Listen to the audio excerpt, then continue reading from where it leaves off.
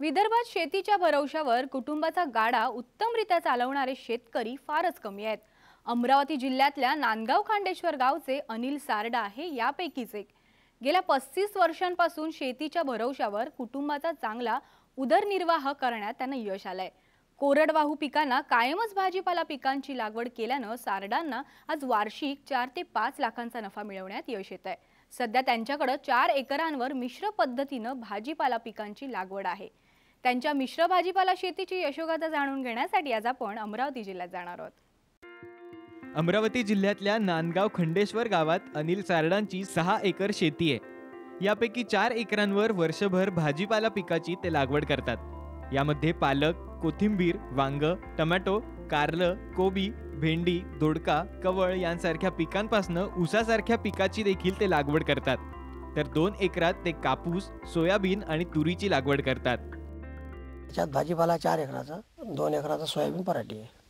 भाजीपाल्यात काय काय तुम्ही उत्पादन? भाजीपाल्यात कारला आहे, दोडका आहे, कवळा आहे, वांगा आहे, मिरची आहे, वाल आहे, भेंडी आहे, बरबटी आहे, गवार आहे, ढेमसा आहे, काकडी आहे, पालक, शेपू, संभार। अनिल सारडा भाजीपाल्यांचं पीक बारमाही घेतात। आपल्या 4 एकरातल्या भाजीपाला पिकांना ते रासायनिक खतांबरोबरच शेणखताचाही वापर करतात। या शेतीसाठी त्यांना वार्षिक किमान 1.5 लाखांचा खर्च येतोय। मी वयाच्या 15 वर्षापासून शेती करतो। 52 वय आहे, आज 35 वर्ष झाले मला। नुसतं भाजीपाल्याची शेती? भाजीपाल्याची पहिल्यापासूनच। याच्या व्यतिरिक्त नाही, सोयाबीन असे काढतो, सोयाबीन तूर कांदा काढतो, गहू घेतो, म्हणजे असं बाकीचं उत्पन्न घेतो मी। पण भाजीपाला सगळ्यात जास्त काढतो। खताचं वेळोवेळी रासायनिक देतो, पण शेणखत जास्त वापरतो। ज्यावेळेस आपल्याला जरूरत पडली त्यावेळेस रासायनिक देतो, फवारा बी देतो। असं काही नाही की बा फवारा देत नाही म्हणून आपण। सारडांच्या शेतात बारमाही भाजीपाला पीक उभं असतं। पर्यायानं ते दर 2 दिवसांना किंवा आठवड्याला बाजारात जाऊन भाजीपाला विकतात। यामुळे दर 4 ते 5 दिवसांना त्यांना रोख पैशांच्या स्वरूपात उत्पन्न मिळत असतं। त्यामुळे कोरडवाहू किंवा इतर पिकांच्या तुलनेत भाजीपाला शेती नियमित आणि जादा नफा देणारी ठरली आहे। खर्च चालवले भाजीपाल्यात चांगलं उत्पन्न उरून जाते। कम से कम 3-4 लाख रुपये असं उत्पन्न उरून जाते मला। खर्च किती येतो?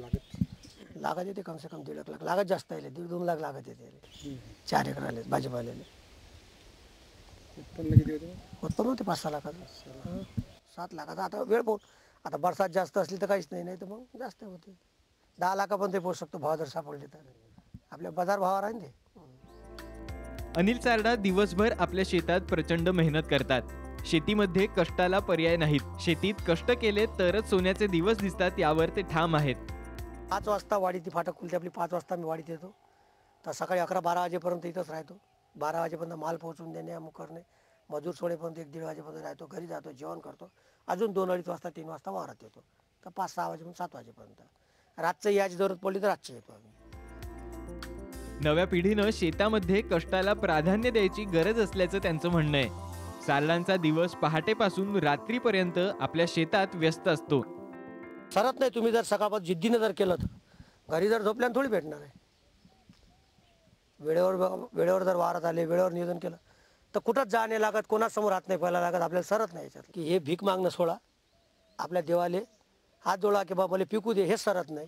मी 3 एकरावर 4 एकरावर की मी माझ्या 3 पोरं शिकवले बा, मार कर्ज नाही, काही नाही, आणि कोणती स्कीम नाही घेतली बा, आपण कोणतंच फुकटचं नाही घेतलं आपण। सारडांनी केवळ भाजीपाला शेतीच्या भरवशावर आपल्या 3 मुलांना उच्च शिक्षण दिलंय। कष्टाला चांगल्या ध्येयाची जोड दिल्यानं त्यांना आपल्या आयुष्यात अनेक गोष्टी करणं शक्य झालंय। 3 मुलाचं शिक्षण या शेतीच्या भरोशावर केलं आपण। अलग निघालो, आपल्यापाशी काहीच नव्हतं। आज या शेतीच्या भरोशा भाजीपाल्यावर, या पालकाच्या भाजीनंच मला पोचला असं म्हणायला हरकत नाही। हां, तर या भाजीपाल्यावरच मी 3 पोरं शिकवले। एक फॉरेस्टमध्ये लागलं, दुसरं BCom MCom झालं, तिसरं BBA झालं, आता MBA करायचा त्याचा चालू आहे। अनिल सारडांप्रमाणे नव्या पिढीतल्या शेतकऱ्यांनी कष्ट करण्याला प्राधान्य द्यायची गरज आहे। तसं झालं तरच शेतीच्या भरवशावर शेतकऱ्यांच्या समृद्धीचे जुने दिवस पुन्हा परततील अशी अपेक्षा आहे। अरुण जोशी, साम TV, अमरावती।